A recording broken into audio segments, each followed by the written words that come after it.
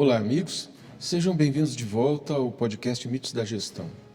Dessa vez, nós vamos falar sobre um fenômeno que tem sido muito visível nas redes sociais e ainda assim pouco debatido de maneira consistente na sociedade.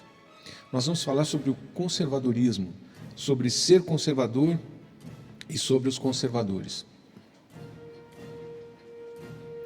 Durante uma entrevista com um dos principais teóricos do conservadorismo atual, que é o professor Roger Scruton, foi dito que o conservadorismo é sempre bastante denegrido ou simplesmente não bem apresentado nas escolas e no ambiente acadêmico em geral. Ouvindo isso e concordando em tudo, eu considerei importante apresentar uma definição do que é o conservadorismo e quais são as suas virtudes. No caso do professor Scruton, ele mesmo informa que levou quase a vida toda para definir o conservadorismo e se perceber ele mesmo como um conservador. Ele revela que as coisas começaram a lhe ficar mais claras quando, em maio de 1968, em Paris, ele viu os estudantes protestando em nome do que para ele era essencialmente nada, sem nem saber o que queriam, sabendo apenas que eram contra. Para o professor, era ultrajante que eles devessem ser ouvidos quando os sentimentos de todos ali eram completamente negativos, com todos se expressando em termos do que não gostavam ou mesmo em termos do que odiavam. Para o professor, as pessoas têm a obrigação de, antes de odiar, encontrar algo que amem. Então, ele olhou em volta à procura de coisas que ele prezava e decidiu que essas coisas de que ele gostava eram exatamente as coisas que ele já tinha: a nossa civilização, o Estado de Direito, a capacidade de fechar a porta e estar seguro atrás dela. Enfim, todas as conquistas e todo um conjunto de coisas que estavam sendo ameaçadas por aqueles estudantes enlouquecidos. Ele lembra que o movimento todo foi uma revolução em nome da classe trabalhadora. Mas quando ele olhou para a rua e viu a revolta dos estudantes, ele procurou representantes da classe trabalhadora e os únicos que ele viu foram aqueles pobres policiais que eram os alvos das pedras lançadas pelos estudantes.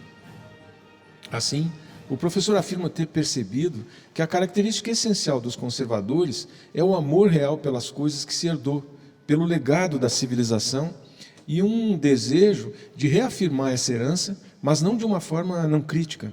Esse amor à tradição não pode ser cego.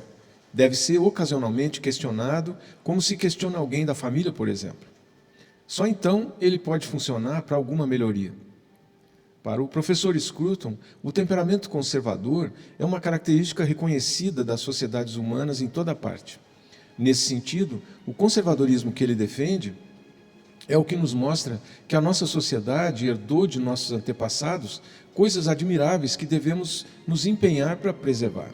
Na situação em que nos encontramos, nós, os herdeiros da civilização ocidental, estamos bem conscientes do que são essas coisas admiráveis. E elas são, em última análise, a oportunidade que temos de viver nossas vidas da forma como desejarmos. A segurança da lei imparcial mediante a qual nossas queixas são solucionadas e os danos reparados. A proteção do nosso meio ambiente como um recurso natural compartilhado e que não pode ser apoderado ou destruído de acordo com os caprichos de interesses poderosos. Uma cultura aberta e questionadora que moldou nossas escolas e nossas universidades.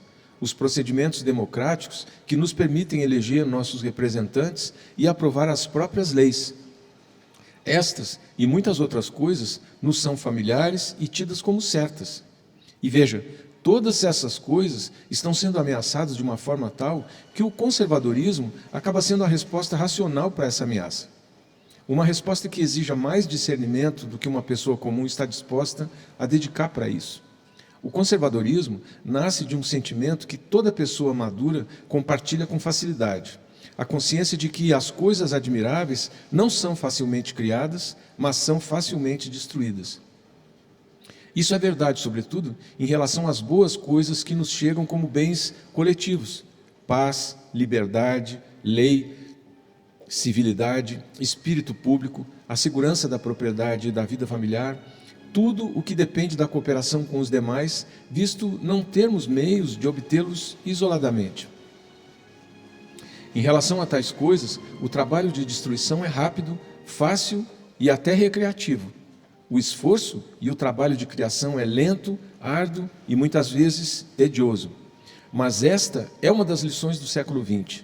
Também é uma razão pela qual os conservadores sofrem desvantagens quando se trata da opinião pública. Sua posição é verdadeira, mas é chata. A de seus oponentes é falsa, mas é excitante. O conservadorismo é uma corrente ideológica que valoriza a tradição, a estabilidade e a continuidade, defendendo a preservação das instituições e dos valores tradicionais da sociedade. No contexto político, os conservadores tendem a ser avessos a mudanças bruscas e radicais, preferindo a evolução gradual e orgânica das estruturas sociais. Olha, há quem diga que ser conservador é uma condição essencial para a evolução da nossa espécie. Por essa perspectiva, o respeito pelos antepassados e seu trabalho para a construção de si mesmos e da nossa trajetória na busca de um mundo melhor, nos situa no tempo e no espaço. Pensar como espécie é o primeiro passo no conservadorismo. O que estamos observando no mundo das redes sociais e da mídia militante é que são os conservadores que nunca se contentam com apenas um lado da história.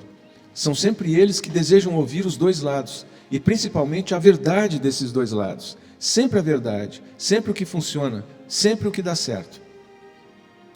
E veja, o cristianismo é algo fundamental para um conservador, que tem amor pelos bons costumes, pelos valores, pela ética, pela moral, pela verdade e pela honestidade.